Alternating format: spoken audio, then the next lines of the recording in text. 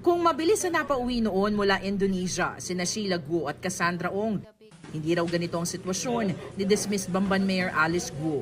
Hindi ganun kasimple, pero there are other issues between Indonesia and the Philippines that have to be resolved when it comes to this. Marami tayong pending incidents. At baka malagay si Alice Guo sa gitna ng pending incidents para magkasundo ang lahat. Immigration ang humuli noon kina Sheila at Cassandra at na-deport sila dahil sa immigration violation kaya napauwi ng bansa. Indonesian police naman ang nakahuli at may hawak kay Mayor Guo, kaya PNP at Department of Interior and Local Government ang pangunahing kausap ng Indonesia tungkol dito. May mga bagay pa raw na kailangang plansyahin sa pagitan ng Pilipinas at Indonesia. Hindi din detalye ni Remulla kung ano ang mga isyong ito. Pero lumalabas sa ilang Indonesian news websites, nakapalit ni Guo, hinihingi ng Indonesia